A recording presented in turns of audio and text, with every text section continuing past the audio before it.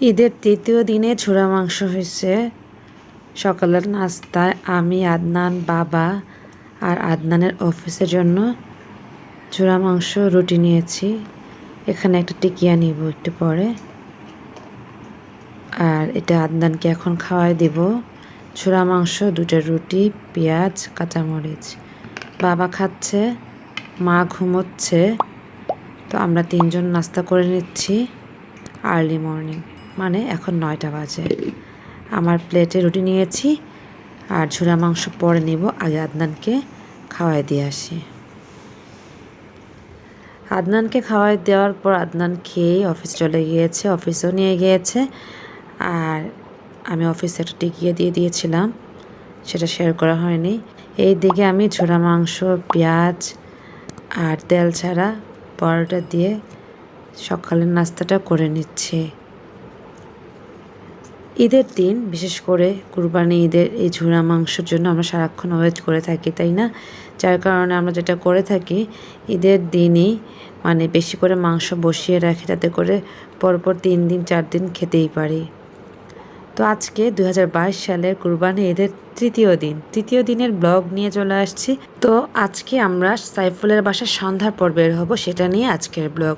আশা করছি এনজয় করবেন আজকের ব্লগটি। হ্যালো, আসসালামু আলাইকুম, সবাই কেমন আছেন? ঈদ মোবারক। আজকে ঈদের তৃতীয় দিন। তো নর্মালি সন্ধ্যা হয়ে গিয়েছে, মাগরিবের নামাজ পড়ে আমি গ্যারেজে আসছি। জনিবা আসবে, ওদের সাথে গাড়িতে উঠবো, সাইফুলদের বাসা যাবো। আজকে সাইফুলদের বাসা দাওয়াত, সাইফুলদের বাসা যেহেতু দাওয়াত, ওখানে গিয়ে শেয়ার করব। যেহেতু রেগুলার ব্লগ শেয়ার করি, ভাবলাম আজকের দিনটা মেমোরি করি। আর আমরা ওয়েট করছি। আজকে জাস্ট সন্ধ্যার পর বের হয়েছি, সাইফুলদের বাসা যাবো, ওখানে খাওয়া দাওয়া হবে বা যাই ঘটুক না কেন সব কিছু শেয়ার করবো, সাথে থাকবেন আর ব্লগগুলো এনজয় করবেন। আমি এখানে ওয়েট করতেছি, আদনান বাইরে ওয়েট করতেছে। তো যাই হোক, দেখা যাক, ওরা আসলে গাড়িতে উঠে পড়বো। জনির গাড়ি চলে এসেছে, আমরা এখন গাড়িতে উঠে পড়ছি।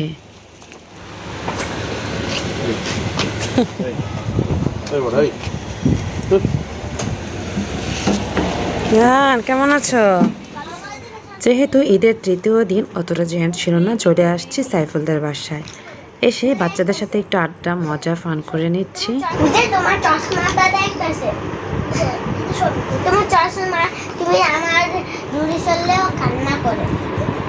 ফারাজ,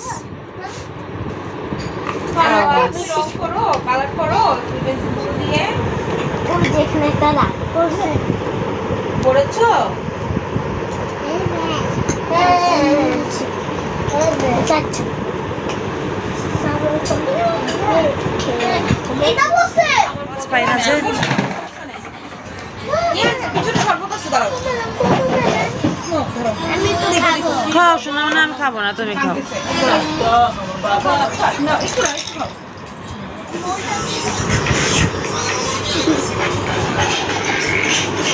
ব্যাটারি লো হয়ে গেছে এটা। হ্যালো হ্যালো, কেমন আছো? কথা বলো, কথা বলো, কথা বলো। ব্যাটারি লো।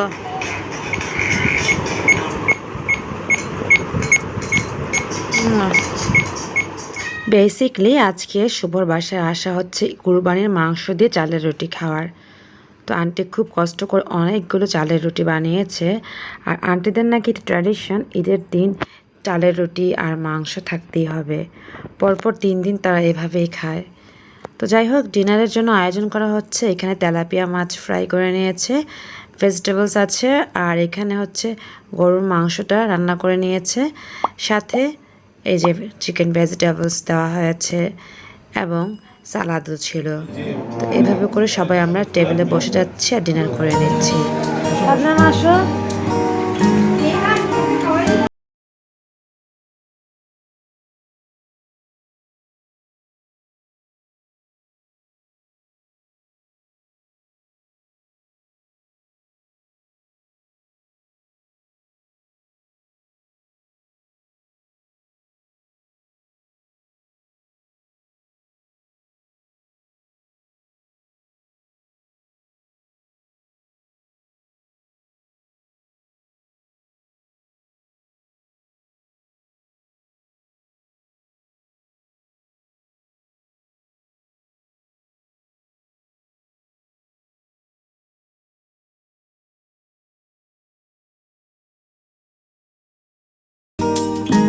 চালের রুটি দিয়ে মাংস খাওয়ার পরপরই আন্টি আবার পোলাও নিয়ে এসেছে, সাথে টিকিয়াও নিয়ে এসেছে। টিকিয়াটা গরম গরম দিয়েছিল, খুব মজা লেগেছে। ধন্যবাদ জানাচ্ছি আন্টি এবং সোনিয়াকে, সাথে সাইফুলকে এত মজার একটা আইটেম আমাদের খাওয়ানোর জন্য, স্পেশালি চালের রুটি।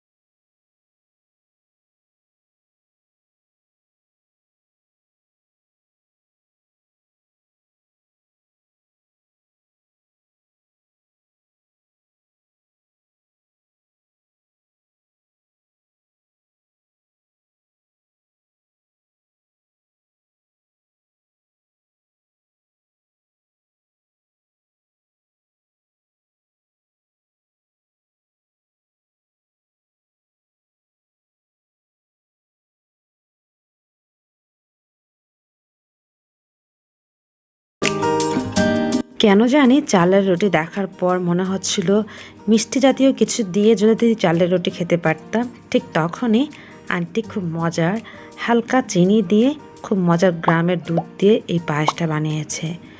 তৃপ্তি সহকারে দুইটা খেয়েছি আজকে আমি, চালের রুটি দিয়ে এই পায়েস। ধন্যবাদ জানাচ্ছি আল্লাহ রাব্বুল আলামিনকে, যে আমার মনের আশা পূরণ করে দিয়েছে চালের রুটি দিয়ে পায়েস খাওয়ার জন্য। ওটা আমি আমার মতো করে খেয়ে নিয়েছিলাম। তারপর খাওয়া দাওয়া শেষ করে আড্ডা গল্প দিয়ে আমরা বেরিয়ে পড়ব কিছুক্ষণের মধ্যেই।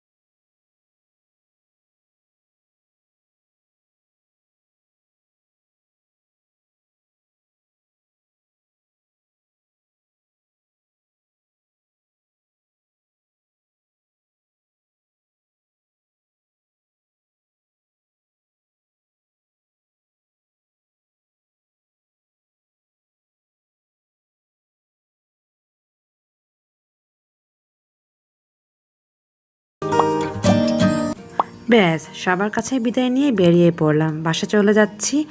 আর গ্যারেজে চলে আসছে ওরা আমাদেরকে একটু আগিয়ে দেওয়ার জন্য।